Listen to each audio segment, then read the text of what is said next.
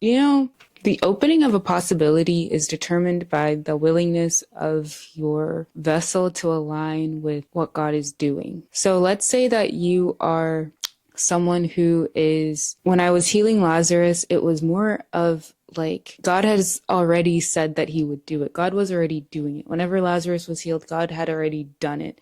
So Jesus, in his time, his 3 days, however many days that he took in between hearing that Lazarus is dead and everything happening, he was aligning with what God was doing. Because let's read it. So now a man named Lazarus was sick. He was from Bethany, the village Mary and her sister Martha. This Mary, whose brother Lazarus now lay sick, was the same one who poured perfume on the Lord and wiped his feet with her hair. So the sister sent word to Jesus, Lord, the one who you love is sick.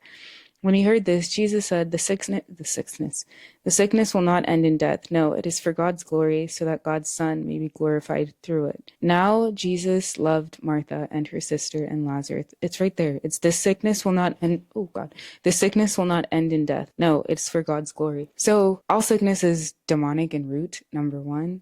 But there's nothing on the earth that isn't to reveal the glory of God, that isn't to reveal God himself.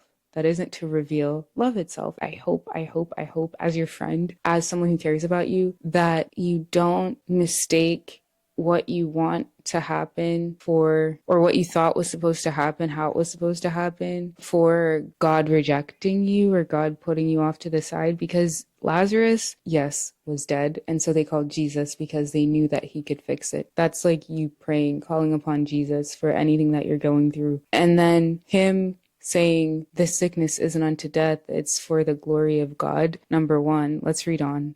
So that God's Son may be glorified through it. Now Jesus loved Martha and her sister and Lazarus. You know, I feel like there's a really deep layer here that's like about death, resurrection, Jesus going through the same process. Yeah, and this is much deeper than I'm explaining, but hopefully whatever we get in our little time together will be enough to plant the seed. So when he heard that Lazarus was sick, he stayed where he was 2 more days, and then he said to his disciples, let us go to Is this a foreshadowing of the resurrection? Because this is now 2 days, 3 days. The third day is when he's going to go lift Lazarus up or raise Lazarus up from the dead. But Rabbi, they said, a short while ago, the Jews there tried to stone you, and yet you're going back. And Jesus answered, are there not 12 hours of daylight? Anyone who walks in the daytime will not stumble, for they will see the world's light. It is when a person walks at night that they stumble, for they have no light. After he had said this, so he had revelation. He knew what he was doing. He knew it was okay that he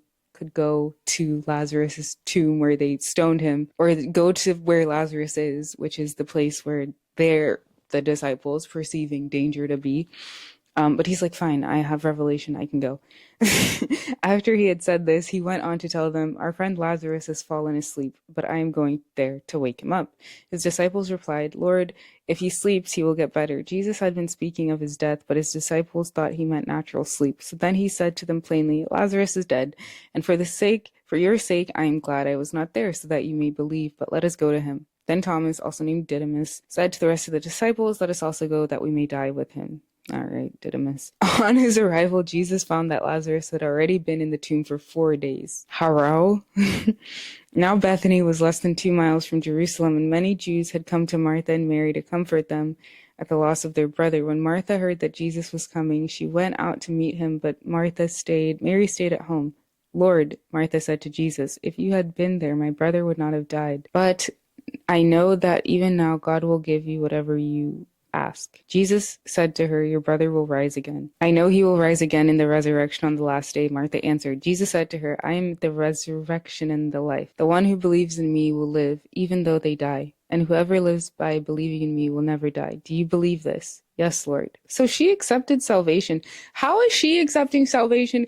Yes, Lord, she replied. I believe that you are the Messiah, the Son of God, who is to come into the world. After she said this, she went back and called her sister Mary. The teacher is here, she said, and is asking for you. When Mary heard this, she got up quickly and went to him. Now Jesus had not yet entered the village, but still at the place where Martha had met him. When the Jews who had been with Mary in the house, comforting her, noticed how quickly she got up and went out, they followed her, supposing she was going to the tomb to mourn there.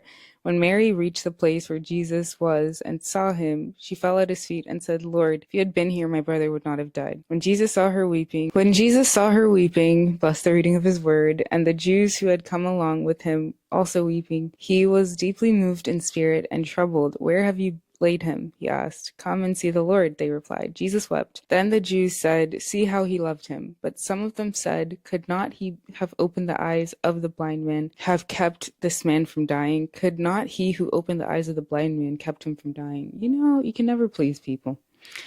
Jesus, once more moved, deeply moved, came to the tomb, and it was a cave with a stone laid across the entrance. Take away the stone, he said. So they take away the stone.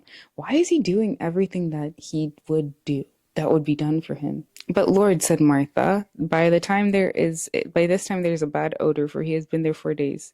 Then Jesus said, did I not tell you, if you believe, you will see the glory of God. The glory of God works with belief. Seeing the glory of God works with belief. The glory of God is everything that makes God God.